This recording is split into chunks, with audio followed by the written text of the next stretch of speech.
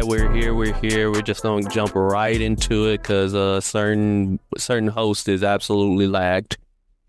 All right, so quick housekeeping. This was going to be a side quest episode, but due to just kind of personal stuff with us and scheduling, we had to make this one of the main episodes. So again, we did promise that the Uchiha character study would start this week, but that's going to be delayed slightly 2 weeks. So this week is going to be the Andor season finale, series finale, unfortunately, and then next week is going to be the Last of Us season 2 finale. So let's get into it with that legal spiegel. The purpose of this podcast is to explore digital and print media. All sources we reference are owned by the respective companies. Our thoughts and opinions are strictly our own and reflect no biases and corporate agendas. Your discretion is advised, and I'm Demetrius. And I'm Demetrius. And Demetrius presents the Blurred City Podcast. We're so backwards. Yep, just what are those days? Keeping it in. We keeping it in. All right, so with that, we're going to get to the pulse of the people. So this is just how people are generally feeling about the show, and the talk and conversation surrounding it. Now that the series has ended, Meech, what have you been hearing so far about how people have felt about the series overall? Folks loved it. They definitely wished it could have gone an extra season, but hey, you understand, like, it leads right into Rogue One, which is basically season 3. Or you should say it's the original season 1, and this is just like seasons -1 and -2, but that's neither here nor there. Mm-hmm. Yeah, what I've been hearing, one of the quotes that Luthen said, I believe in 10, is that we're all out of perfection. I mean, man, we'll get to why we love this season, clearly, but a lot of just high praise for it, a lot of tears shed, especially over episode 10, and then all the previous episodes that we've discussed as well. But something that I think will definitely from what I've been hearing, will hold a special place in a lot of people's hearts. Mm-hmm. Right. So with that, we are going to get into a brief recap of episode 10, 11, and 12 for the season finale of Andor, coming at you in 3, 2, 1. All right, so episode 10 is actually a very interesting episode because there's no Andor in it at all. This one's all focused on Luthen and Clea. So it basically opens up with Luthen, about to go and meet Lonnie out here on good old Coruscant. Clea's like, hey, we've been on here too long. Like it's a year jump, so we're in 1 BBY. So it's 1 year before everything goes right into chaos. And he meets Lonnie, who basically spills the beans, just how, like, oh yeah, the energy plan, that was a whole lie. It's a cover for creating a super weapon. Gorman was used to mine the material and all that good jazz. But of course, like, Lonnie wants safe passage for him and his family, just to deliver the information. But Luthen being Luthen, you already knew what was up. Hashtag no loose ends. So Lonnie, unfortunately, gets a good old blaster hole right through the chest. Right open through the chesticles, and then of course, right after that, essentially Luthen leaves to go back to his home base while he's destroying evidence. He destroys the control panel, and with that, right before Luthen basically, like, relays the information to Clea, making sure she remembers it all. Like, hey, remember the code words: Urso, Kyber, and dang, I forgot. Was it Super? Was it Death Star? Death Star. Death Star? Yes. Yeah. It was Death Star. So while that's happening, Luthen gets a knock at the door or gets a ring at the art gallery. Turns out it's none other than Deidre, who's going there, like, under the guise of, like, oh yeah, I'm here to, like, look at your stuff. I have, like, a particular item of value here. She seems to be very serene, and and she has, like, an item in order to do it, and she pulls out the very imperial equipment that he was trying to, get. She's trying to get, like, in season 1. It's like, yeah, I know your axes, and we can go ahead and take you in right now. I finally secured my dream. And and Luthen was having none of that because he decides to take a knife and gut himself. It's really interesting, just like the scene in this interaction, because even before that, Cleo was like, "Yo, I can finish this before you. I'm gonna be quicker." And Luthen, you know, being himself, and we actually see throughout this episode, which we'll cover right after this part, where with the flashbacks in their actual relationship, but Luthen's like, "No, I'm gonna take care of it." And then it's so funny how the facade dropped the moment she pulled out the relic that's basically started all of this in season one. So that was a really cool interaction. And something else is that Dedra was operating on the other guy when he was off, so it wasn't her beat anymore. So she was again superseding protocol, something that Darth Vader told to Krennic, right, where he said, "Don't choke on your own ambition." Whereas it's like, hey, and even Partagas the entire season and a half up to these two seasons was telling Dedra, you just need to chill out. You need to like control your ambition. You're too emotional. You want too much credit. You're trying to get too far ahead too soon. So like that leading up and her immediately being in trouble. But Luthen, as you mentioned, no loose ends, trying to immediately take himself out, which was crazy. Yep. And then of course, like Daedra, she's seeing the evidence getting taken out. She's seeing Luthen about to be dead. She calling paramedics. She calling everybody to like go and try to re-get whatever she can. Then it cuts like flashback to basically to when Luthen meets Clea, how like he was basically a soldier out here doing a whole massacre, and she was a stowaway on the ship, and then he's like, huh. He sees something in her, so like he decides to take care of her, keeps her hidden, feeds her, and eventually like he goes like with her like on a different planet where or like they're scavenging, like he's collecting art and like selling art and whatnot. She's very good at being like a very, very stoic person at that young Yes. age. I mean, hey, witnessing a massacre will do that to you, but also witnessing another massacre like right afterwards will do that to someone crazy, because she watches as like a bunch of kids get taken in by some Imperials, line up, firing squad. And then Yeah. also, yeah. I was just going to say that we see also that Luthen, this hardened individual that we've seen like over the past two seasons, he, as the sergeant, was like traumatized. We could see that he couldn't do it. In whatever language that was, he was saying Roshnalutz, which was the name of the episode, Make It Stop. So he was repeatedly saying, make it stop, make it stop. And like even his soldiers in command and like that were looking up to him were like, hey, you good? We got to get back out there. And how he played that off so smoothly, but seeing how it affected him, because we never see like Luthen get really affected like that unless like his plans are threatened. But even then, that's not him being broken. That's just him being, alert and paranoid, which ties into kind of like how he's treated in episodes 11 and 12. So that was definitely an interesting interaction. And throughout the course of the flashbacks, we also see Clea infiltrating the hospital where Luthen's unconscious body is being held.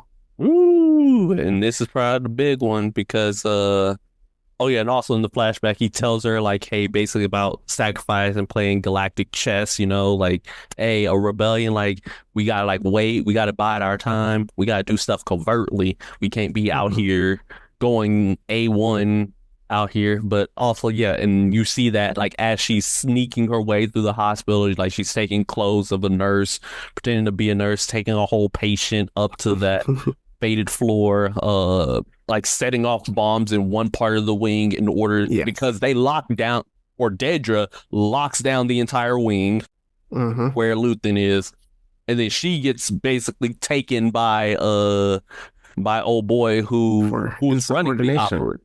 Yeah, Yeah. who's running the operation, because she basically did everything again like on his off day.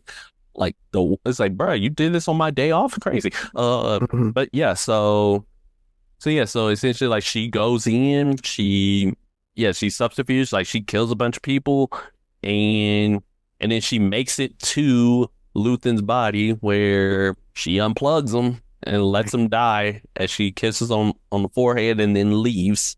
That scene was tough, how they interlaid it with the flashback memories, because I would say until she got to the very top floor, I was like, okay, she's going to save Luthen. And then I had to think about it. And I was like, Luthen like you mentioned earlier, is all about cutting loose ends. Like if you are like a loose ends to the rebels, you gotta go. And then also just kind of like saying like you how he said to Clay, you gotta harden your heart. So you gotta know what you're sacrificing. And like winning means constantly losing. So once we got to the top floor, it hit me as much as I love, because we were even saying we know Luthen is going to die before Andor ends, but we were going like, Mhm. oh, major sacrifice, gives himself up in an explosion or something like that. But the way he went out, I think, is almost perfect for his character, where it's just like, hey, he knew he was going to die in this rebellion. He wasn't going to see the light of day after that amazing monologue in season one. And he gave himself up like because he was a loose end and could not afford to be a captive of the empire, Yep. which is crazy and a perfect send off for Luthen. But man, it was just quiet. It was hard seeing his still body like that though. Oh yeah. And it was hard for her too. And that's literally how episode 10 ends and cuts right to episode 11 where she's back she's able to escape the hospital and she's back at the old safe house where she's breaking up a cement wall to get a radio in order to transmit an SOS straight to Will. Uh, to Will, who then rushes over to find Cassian, K2SO, and the third guy, like just basically playing cards or dominoes. I actually it was probably more close to dominoes. Meshy. So, okay, so I remember asking you when we did the last review, like who that guy was. So apparently he was on the island of Cass at the end of season one, and Cass gave him a blaster that he had in the eye arc. That one. Okay. So that's how he carried over. I just couldn't remember at the time. So I don't remember if he's in Rogue One or not, but I'm gonna talk about like wanting to watch Rogue One after this. So continue. Well, so of course, like he tells them all about the it's like, hey, we need to go get Clea, and then like Cassian's like, hey, my boys, let's roll out, let's defy rebellion orders, let's just go steal this ship and go get Clea and on an unsanctioned mission, which I know will probably get us in the brig. But while that's happening, we cut to Daedra. Daedra is out here in prison. Well, she's being interrogated hard by Krennic, who made is like, hey, listen, your boy Lonnie, he had access to your files. Where did you get them from? Where did, like, how in the world? It's like, and she's like, yeah, I just got them by mistake and I just opened it out of curiosity. Like, yeah, nah, see, you caused all this. There is a leak in the mole because of you. Now the rebels potentially have the Death Star because of you. Yo, and just because this is an audio podcast, so we're pointing, well, tapping our heads because that's what Krennic did. Like it's like how he was talking. He's like, "Yo, I'm talking to an idiot right now," which is so funny. How he just walked in. He was like, "Why do you think I'm here, Dedra?" Like, there's only one reason I'm here. Say the name. And then she was like, "Yo, Death Star." It's like, yes, because you messed up big time, and that's gonna cost all of us. So, yo, Krennic, the actor for this, he was so menacing in season two. Like, I think it's interesting because obviously we see him in Rogue One, and obviously you're rooting for the heroes. Even though Rogue One is like Andor level where it's kind of like base, but there's still like high level action and things like that. It's still like, Star Wars movie. With Andor, it's because he's like high ranking and like everyone he's interacting with is so much lower. So it's like that level of menace is always present with Krennic. So how he was talking to Dedra was wild. Mm-hmm. Yep. And now, now he's like, hey, now I need to go get a team together. Uh, go find Luthen's assistant, Clea, like, because they were able to like get her picture from like the security photos. Yes. And it's like, yeah, Daedra, you going to jail. So yeah, and while that's happening, that other officer, like he came to like her cells, like, hey, how do we locate Clea. Like, I need your advice, and she ain't with it, but she eventually gives in, and then of course Supervisor Hirt or Hart, something like that. her son like he ain't gonna matter very soon. Yes. But we also have to talk about the interaction between Partagas and Krennic right at the end, Ooh, yeah, yeah, yeah, yeah. where it was really interesting with that after they send her on this mission. He's like, yo, I don't care what you have to tell people. Just get the forces out on Clea. They eventually like sees an escaped patient with a deadly disease. But after that, it's so interesting because both of them are looking at each other like, yo, we messed up big time. We are in trouble because again, potentially the plans for the Death Star are now out in the wild for the rebellion. This thing that has been building for years, In 6 secret, years, at the 6 years or very so. least, at the very. So with that, Partagas is like, yo, you should have finished this by now. Like, we could only keep it a secret for so long. And again, at this time, since it is a year before the events of Rogue One, it's like almost time to like, it's like halfway built. Well, not halfway, it's like almost done. And it's like, hey, we gotta finish this. We have everything we need, but it's delayed. And then Krennic at the same time is like, yo, you better catch her or we're done for. So one little tidbit just as he leaves is that he's getting summoned to Scarif. As we know, that's where the end of Rogue One takes place, where boom boom time occurs. Mhm. So yeah, and then we get the ISB agents. They track they track that SOS signal right to her location.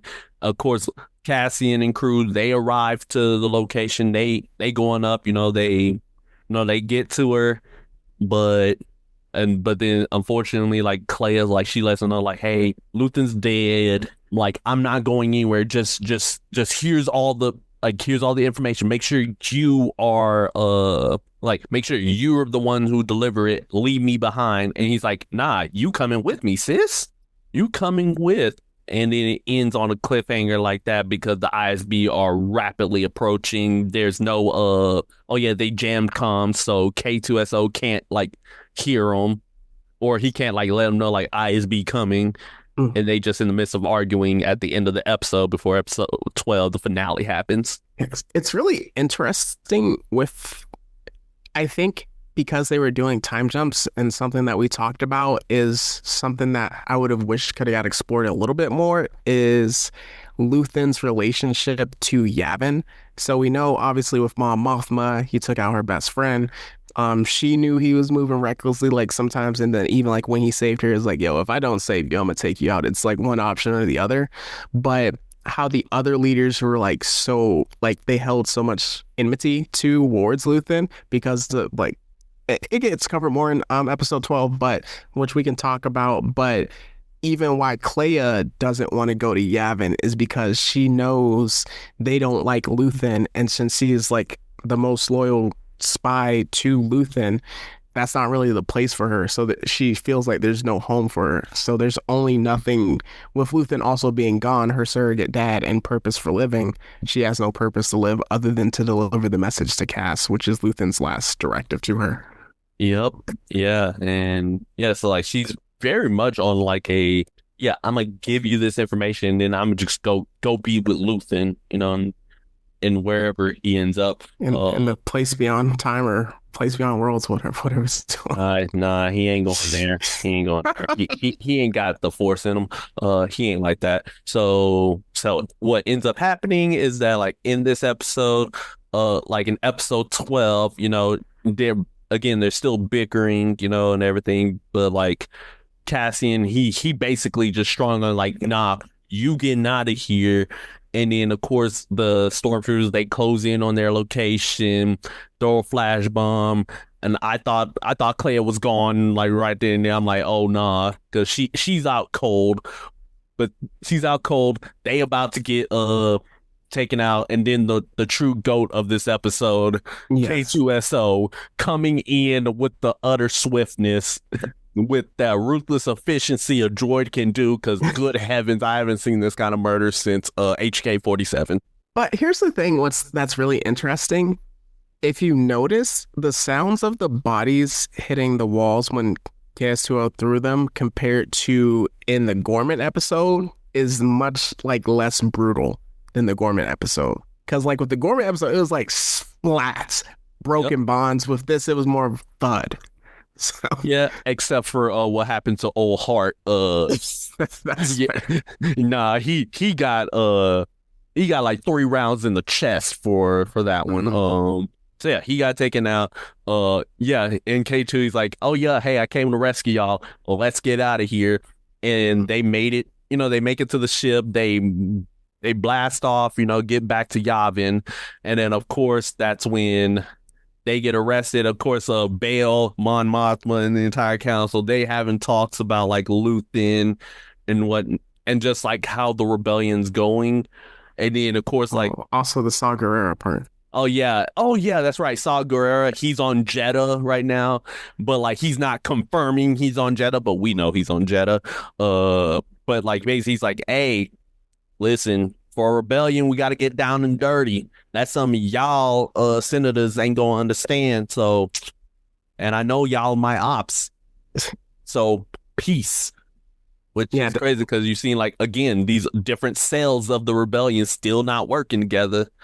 and it's interesting that like he said it with the senators, and it kind of ties into this later part where it's like Bell and Mon Mothma are again senators, politicians. Luthen, he was a soldier, spy, kind of like tying things up. Saw Gerrera, he's just a guerrilla. With that like He was a soldier. and turned to agent of chaos because of breathing and that crazy gas. So, and then other homegirl, but you see, just like a lot of them are like being thrust into this position. So when Cass is like, hey, and again, it's forming, they're starting to have their rules and stuff. And so when Cass is like relaying the information, Organa's like, hey, we know how you felt about Luthen. We need an objective opinion. Luthen was paranoid. I don't know if we can trust this. Just like throwing dirt on his name. I was like, geez, let him cool off a little bit I let him first. rest. God. I know. And of course, Cassian, like he doing his best to it's like, hey, listen here, you bunch of hooligans. Like, listen, Luthen, he's the type of person to where he will get you that information. He probably more for the cause than y'all are. And Exactly. he more for the cause than y'all are. And that's why I trust him. I trust this information because he died for it. Hmm. He died for it. So y'all better believe me. So yeah, and then they decide to like, yeah, nah, you grounded for a while. Literally. Which gets to my favorite quote that I always say, mostly with Star Wars. It's where it's the enemy of progress is bureaucracy. And they are like, hey, because there were 2 other leaders that were out, and Organa was like, hey, let's wait for them to come back to have a meeting about the meeting that we just had to make a decision. When it's like, no, there's the super weapon. We need to get active right now. And it's the same problem that the Jedi had, where it's just like, Yep. what are we doing here? It's like, there's a threat right now. We have to move. So yeah, Yeah, and then we cut to Partagaz. Ooh, that was a good scene. yeah. So Partagaz, he listening to a sermon. Oh, sorry, my bad. He listening to a podcast. Oh, sorry, my bad. He listening to a broadcast. And essentially, like he's approached by his pals, like, hey, yeah, like what you think about this line? Yeah, no, the Emperor wants to see you, big dog. Yeah, you gotta come with me. And then he says, hey, can I get a moment to collect my thoughts? And the old guy, he knew what was up, so like he stepped outside, and then he told the stormtroopers, just wait a moment. And then you just hear the blaster shot in the background. Yep, Partagast and killed himself for his failings and for like how he basically ran the ISB, and then also Daedra's in jail for Yep. her failures. Back on the raft. It's not a raft, but like the kind of the float area where Yep. we see in season 1. But I thought that was hilarious too. That was funny. That was incredible storytelling. So, going back to going back to Yavin, essentially everyone is trying to convince Organa that, hey, there's a lot of mysterious stuff going on. We can't ground our best pilot right now. Also, there was one of the contacts was spying on Saw Gerrera, or at least keeping tabs on him, and he Yeah. kept like talking about something with Jeddah. So that's where the other like head rebellion dude was like, "Ah, this is kind of weird, Cass. I'm gonna go holler at him real quick, because we gotta follow up on this." It's like if it's a setup, it's the greatest setup ever. But clearly there's like a conspiracy going on with this. So him and both Mom Mothma go and talk to Organa to kind of convince him, hey, we need to act on this right now. And then we also have, Clea coming to terms with everything, and then also Vale getting Yep. into the mix. Yeah, because Mon Mothma said, "Hey, go talk with Cassian because like he told me this stuff, and just tell me if I can believe him." So basically, like Vale's like talking with Cassian, it's like, "Yeah, what what did Luthen tell you?" It's like she basically spilling like the entire tea, and Cassian like he just basically spills everything to her, and like she's also saying like, "Hey, go reconnect with Bix. Like you, like I heard she's doing well." And he's like, "Nah. One thing I learned is like, hey, yeah, in my line of work in my life right now, she's much better off without me. It's for her safety. Uh, and." Which is again another death flag, it's like, yeah, then maybe I'll find her. But yeah, so of course like that's when like Vale leaves, but then she spots Clea like walking in the rain like by herself. Like she's like, "Oh nah, come with me," and they're basically like talking a bit, just like how, like, hey, this is how everything going, and then that's when Cassian and K2SO they get their mission to go to Nathema, setting up literally the mission that happens on Rogue One. And then it cuts to like basically like, hey, what happened to everybody, all the other characters? You got Mon Mothma's scum husband who's out here got himself another woman. Um, Apparently, that was the wife of the dude she got the funding from. And because oh, and because of he was connected or something like that, the two of them, I think it got cut from the scene, but is what I saw is that the two of them were bonding over both of their spouses being now criminals of the rebellion. ew, ooh, that's tough. That's To tough. kind of soften it, it's not pure scumbaggery, if that I helps. mean, it still kind of is because there ain't no divorce proceedings in the galaxy. She can't come back, so I mean, And I'm not condoning this. I'm just giving context. listen, stay loyal to your criminals, baby. Nah, I'm kidding. I'm kidding, kid. But yeah, and then as we said, we got yeah, we got Daedra who's in prison. She out here crying her heart Down out bad. as it's lights out. I'm like, Yes. get what you deserve. And then finally, we're back on Mino Rao where we see Bix with the child. Why they have to do that to us, man? Because if you watch Rogue One, you already know what happens, and You then know what? like that they just drop a child. It's just like, come on. Yep. And you all know that it's Cassian's baby because the kid's like a year old Mhm. and like yeah. Yeah, you know it's his. That was They even tough. confirmed that it was his like on Twitter. Oh my gosh, that was tough because you're like, yo, he never knew he had a kid. Yeah. Oh, yeah. That's even worse because she That's leaves him while brutal. pregnant, so so he never knows that he's actually a father, and she deliberately hid that from him because of she probably knew she was pregnant in that I moment. was gonna I was gonna ask you that. Yeah. She probably knew she was pregnant, but she chose to like leave him because of just how important he is to the rebellion, and it adds like more of a more wound to that scene in the last batch of episodes. Yeah, that was tough. So anything else with the big before we get into the other questions? Ooh, oh man, just fantastic season, fantastic So who would you say is like the MVP of the show? of the entire show. Well, if it's the entire show, it's got to be Cassian, but let's say season two. Season two, man, I'd probably say Luthen from how he been moving this entire season, like just all of the plays that he had laid throughout the entire season, got all the people to the right places, got all the information right, and again sacrificed himself for the cause and was able to get himself like get them the information that they need in order to eventually win, I'd Mhm. say it's more likely Luthen than anything else.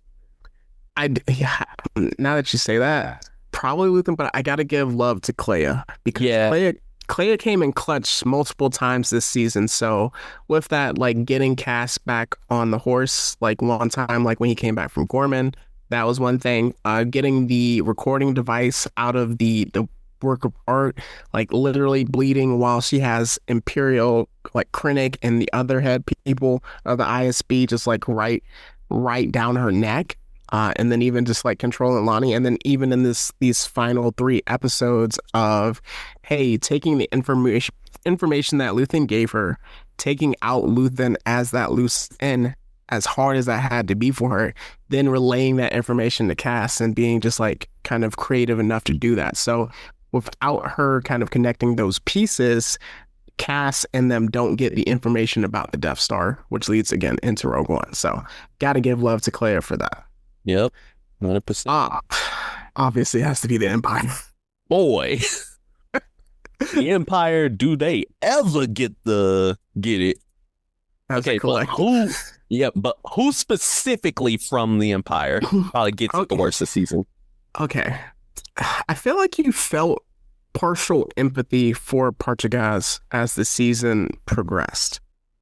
For Daedra, you learned that she was a pawn essentially throughout it. So she wasn't like the head thing. So I'm gonna give it to Krennic because the Death Star is his like baby and like brainchild. And then when he came in, you could clearly see he's the head dude in charge. Even with like episode one, where he's like getting the information about Gorman, where it's like, yo, we might have to blow up this planet if we want to mine this mineral. And it's like, okay, bet we go mine this planet. Yeah, and also another thing about Korean, like again, we start seeing like shades of these characters, like with Daedra and with Partgas and whatnot. But as soon as Krennic hits the picture, you felt his aura. Uh, Yes. you felt his aura as soon as he speaks his first line, which goes fantastically with Ben Mendelsohn and how he portrayed the character. But yeah, you could tell like he had the power and everything. So like he definitely is probably like the big op Mhm. of this season. Though Daedra is probably like a close number two because She's up there. she did the most, the She absolute ran most. she ran the Gorman operation. So even if like she didn't want it originally and that it was ultimately Krennic directing things, she did run the Gorman operation. Yep. All right. So with that, with when we reach the finales of seasons, we like to ask the question, hit or miss. I think this is so obviously a hit for both of us that we don't even have to continue it. Keep it moving. So I mean, just touching on it, what do you think was so amazing about the show? Why people connected with it? I think it gives like a much more like it's one of those shows that gives a much more realistic and like more grounded feel to the Star Wars verse. Like as you can tell, like there's a little to no Jedi at all. Like there was like only that Force healer at all, and then of course like in Rogue One you May the get our force be with boys, you. Yeah, and the then we force is got with me. Big Daddy Vader. But Mhm. with that, right? Like again, it's very grounded. It literally tells you like, hey, these are like how rebellions. Well, it gives you a picture of like how rebellions would form and like why they would form in the first place Mhm. under like a completely like fascist empire regime. So yeah, it's definitely like grounded. Like you feel for the characters, like, and also it kind of helps. Like again, we know what's gonna happen to some of the players in the end. So now it's kind of like, so like while it does like protect, like Andor from and like Mon Mothma, is like okay, we know exactly what's gonna happen to them. The others, on the other hand, because we don't see them, like for Mhm. Luthen and Claire, and like Daedra and whatnot, it makes you kind of tense up a bit. It's like, what's gonna happen to them? Yes, and like to that point, even though Andor and Mon Mothma we both know survive, that didn't stop them from having moments of peril or a lot of stress in the show. Like the mission with the eye. I forgot the name of that planet that they were on, where they had to like steal and like infiltrate it as like agents, where we first meet Val. Oh, yeah, yeah, yeah, yeah. I So, remember that. so that one, I mean, obviously the prison episode, those two episodes were incredible. Season two, and even Mom Muffler's story, where, it's easy to be caught up in the politician part and be like, oh, I don't care about it. But how she was moving, how important she was to the rebellion, starting with just like the financing and behind that, and how those two tied in with Luthen were incredible. So, man, I love it. But the thing is, it's interesting where they ended it after two seasons.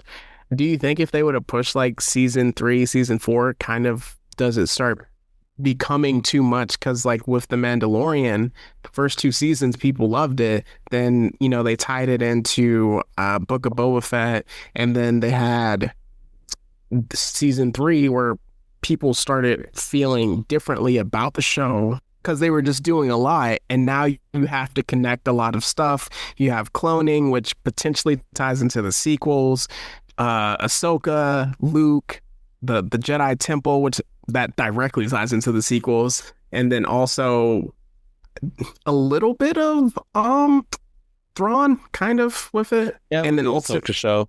and then ultimately, it's going to have the movie where it's like you start doing too much. Where with Andor in season two, as they went through these four chapters were a year apart, a part of me is like, hey, I would love if they would have, you know, quote unquote, stretched it out, had like what was happening in between those years and stuff like that, like what other missions were there. But at the same time, it's like now maybe you're doing too much and introducing too much. Yeah, that's always like kind of like a delicate balance to trying to have. Like in filming in general, you don't want to overstay your welcome, if you will. So, so like yeah, as you mentioned, like hey, like more law of diminishing returns. Like if you keep like rehashing the same things over and over, people are not going to be too interested in it. But I like how again they do give like those 1 year gaps so that if people spark like enough of an interest in it, they can potentially go and detail like those what happens in that 1 year time frame. Maybe it follows like a different set of characters. Maybe it or like maybe it ties in with like another angle of it. Either way, you got like pretty much a good deal into like what's happening with those with like what happens in those series. All right, that's a good point. So with that, since there is no like next week predictions to do, also the series is over. We know how Andor story ends in Rogue One. I kind of want to combine the big question of the week with the big picture view, and this is more of a Disney Star Wars project overall type situation. But what do you think outside of what's already been announced are they going to create in a live action sense? So it's like the movie is Starkiller is not Starkiller, sorry, Starfinder. Is that what it's called? The new one? Starfighter? Starfighter. Okay, yeah, that's what it is. So who knows what that'll touch on. The fact that it has Star in it is interesting, but I don't think they'll do it. We know we're gonna get a Mando and Grogu movie. We also know we're getting season two of Ahsoka. What else do you think they might touch on? So I don't know how true or how accurate this is, but I saw something about like, oh yeah, they're gonna be potentially diving into like to another horror movie esque like a horror esque series or movie. I'm like, I'm here for it. Also, again, Acolyte season two. I think No, they're no. They said that ain't happening. nah, cause I at least just want to know like, hey, there's some stories to be told there. All right. There is. They just bungled it. Yeah, there are stories to be told there, but that's at least what I want. But yeah, I heard like there's a Star Wars horror film that's apparently in the works. I'm like, give me that. Uh, Let me see. I don't know. I don't know what else. Do you think they might have take it? I mean, they've gone from a lot of different perspectives, but do you think they would do something where it's like, hey, I haven't watched Rebels, so this kind of relates to my question, but like, say a Thrawn backstory or something like that?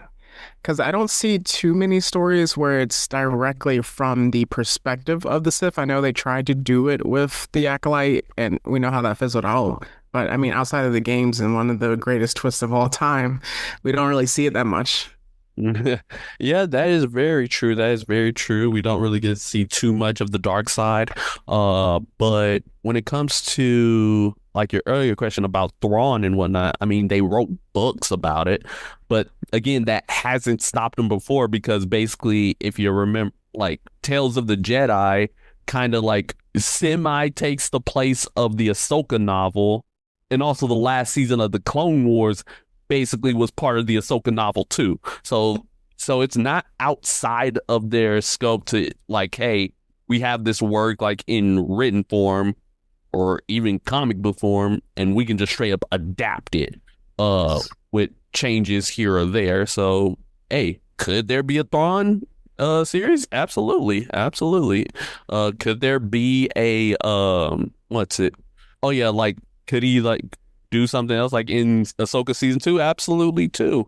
It's interesting because I know they did at one point, like initially when the Solo story came out, we're talking about a Calrissian, either movie or TV show, but I don't know at this point. So, any big questions, final big questions you have, or big picture th thoughts? I mean, for me, right, like at this moment in time, like seeing like the state of the galaxy, here's like my actually I have two.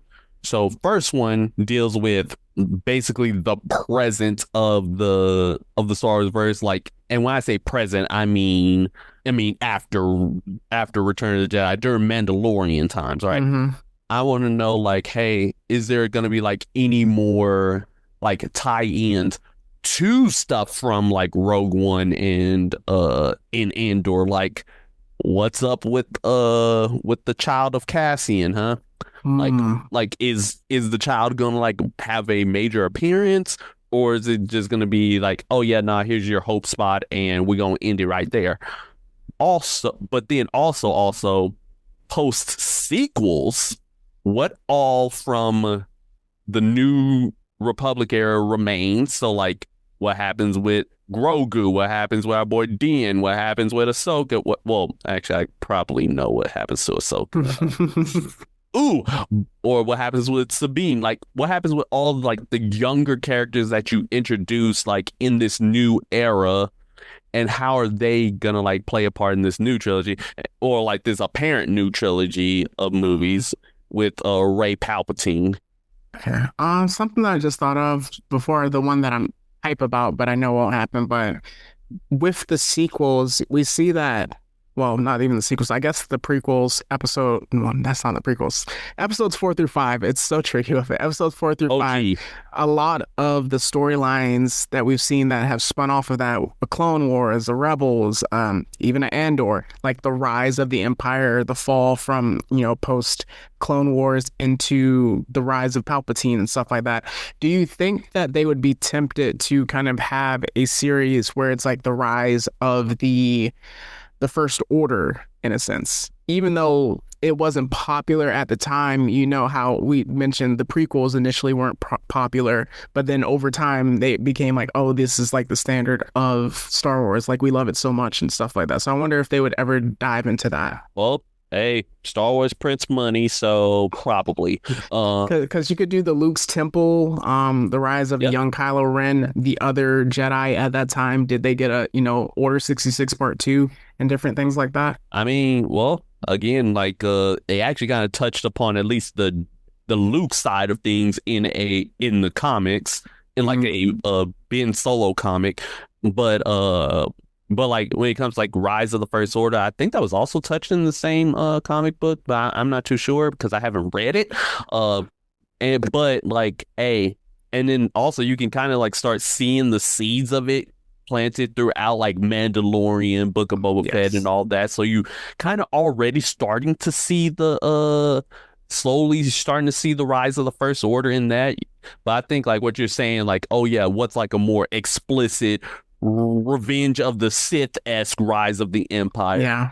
I think something like that is probably going to be more of a small screen type. Yeah, that's what I'm thinking. Like, even if they spun off to a Rebels type, animated show where it's like that time period between the end of episode 6 into episode 7, in a sense. But something I would be hype about if they made a Mace Windu series and they had like Damson Idris as the main dude, so the dude that played Franklin Saint, Mm. that would be fire, but they're not doing that. They're not doing that. And also, I would say, hey, give Sam Witwer, come on, man. He right there. That's Stark. fair. Come on, just bring him into the fold. You know you can do it. Oh, they are doing that. You told me they mentioned that they were doing the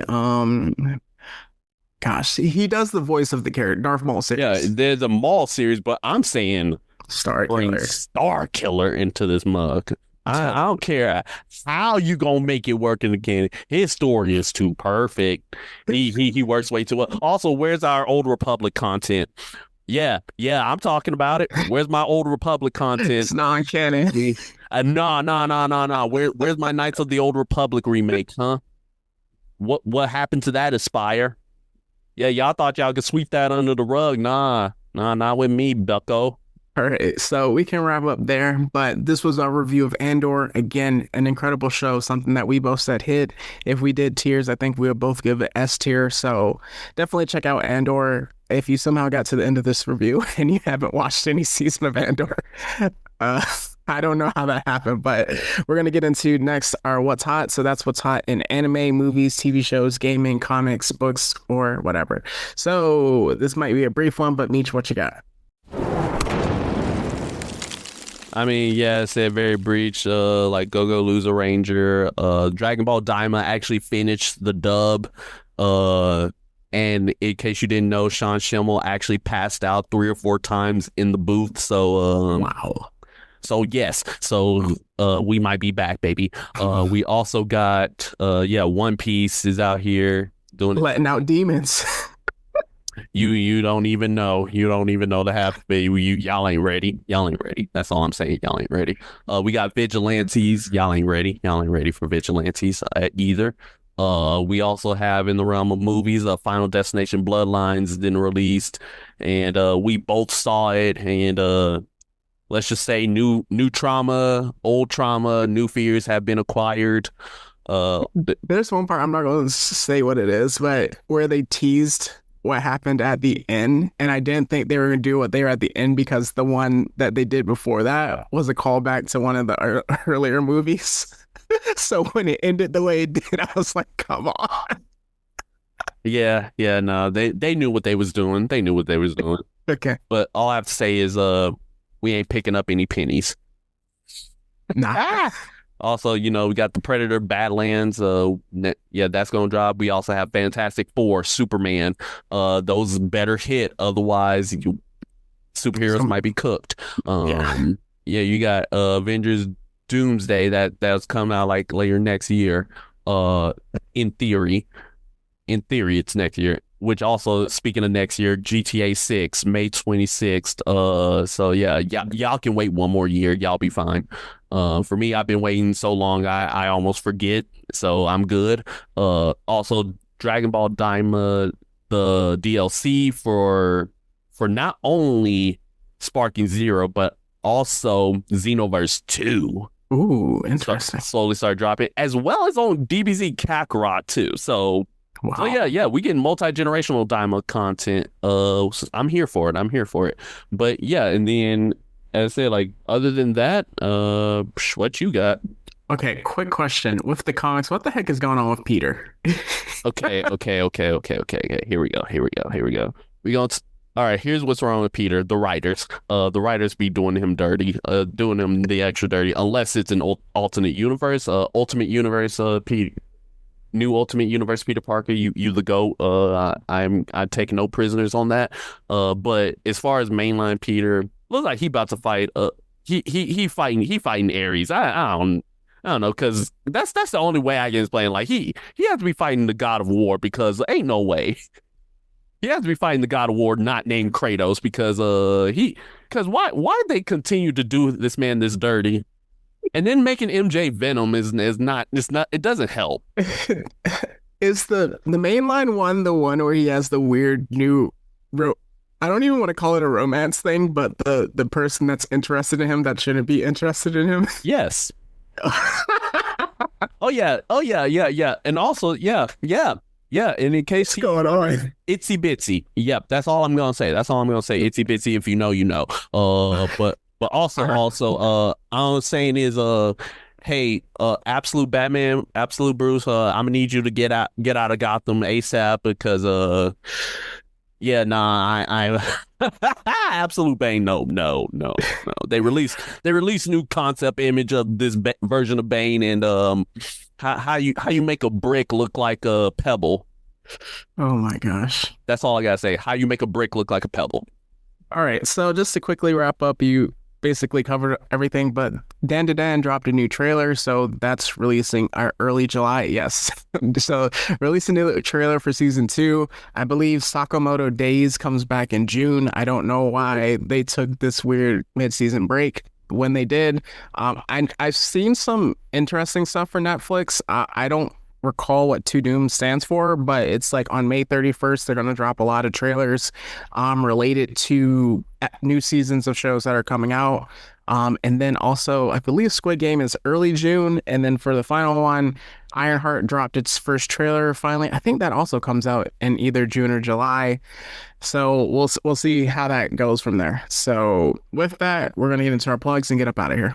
All right, so for our Instagram, X formerly known as Twitter and Threads, we're on the Blurred City 22. Like, comment, subscribe, stay up to date on notifications. We also have our Discord linked in the Instagram page. For YouTube and Patreon, Blurred City Pod. If you want to donate some extra cheddar, you get access to very exclusive content never before seen. We also have our email address, blurredcity22@gmail.com. If you want to send episode suggestions, if you want to like send your thoughts on Andor, questions for us, go ahead, send it all in there, except for hate mail, because that gets into the spam box, never to see the light of day. Finally, I am the Jedi born on Mustafar on Instagram and TikTok, however long we got those left. What you got? All right. For my Instagram, that is Mitri_Dash. That is METRI_DASH.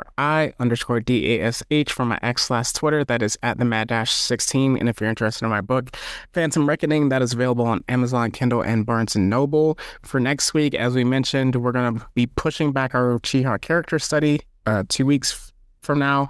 And then next week, we're going to do the finale recap of Last of Us Season 2. So with that, we are going to leave you with some words of encouragement.